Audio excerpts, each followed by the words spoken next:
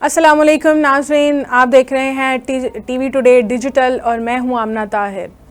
ناظرین، آئے دن مقدمات ہوتے ہیں، آئے دن لوگ شادیاں کر رہے ہیں اور شادیوں کے بعد طلاق ہوتی ہے، جس کے مقدمات چلتے رہتے ہیں، جس کے کیسز چلتے رہتے ہیں عدالتوں میں۔ لیکن ایک ایسا انوکھا واقعہ ہمارے سامنے آیا ہے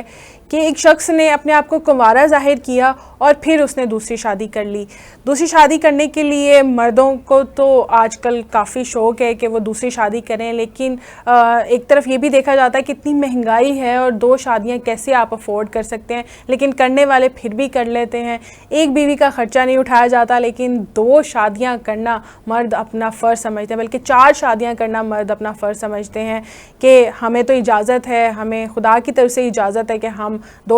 4 شادیاں کر سکتے ہیں، تو دوسری شادی کی کیا بات ہے۔ راولپنڈی میں یہ واقعہ پیش آیا ہے اور ملزم کی دوسری اہلیہ نے یہ مقدمہ درج کیا ہے کہ مجھے بیوقوف بنایا گیا اور میرے گھر والوں کو بیوقوف بنایا گیا ہے، اپنے آپ کو کنوارا ظاہر کیا اور میرے ساتھ دوسری شادی کی ہے۔ شادی کے بعد مجھے پتہ چلا ہے کہ وہ پہلے سے ہی شادی شدہ تھے اور ان کی ایک بچی بھی تھی،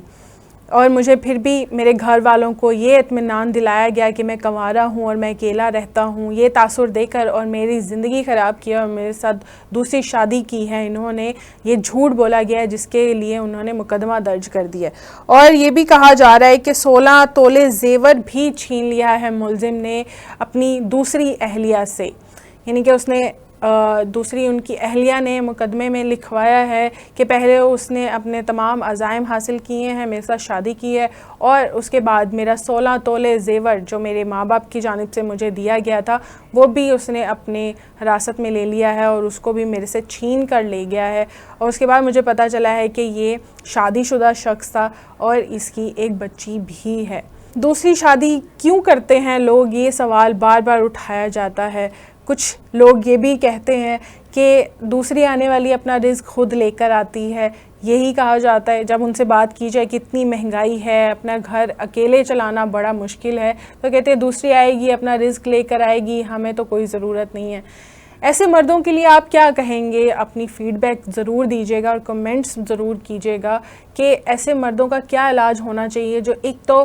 اپنی پہلی بیوی سے بھی جھوٹ بولتے ہیں، دوسری بیوی سے بھی جھوٹ بول کر شادی کرتے ہیں۔ اگر آپ اتنی ہمت رکھتے ہیں اور آپ جانتے ہیں کہ آپ کو اسلام کی طرف سے اجازت ہے، تو پھر آپ پہلی بیوی سے اجازت لے کر ہی کریں شادی۔ اور اگر آپ دوسری بیوی کا خرچہ اٹھا سکتے ہیں اور اگر آپ دوسری بیوی کے حقوق پورے کر سکتے ہیں تب ہی آپ دوسری شادی کریں، ورنہ اس طرح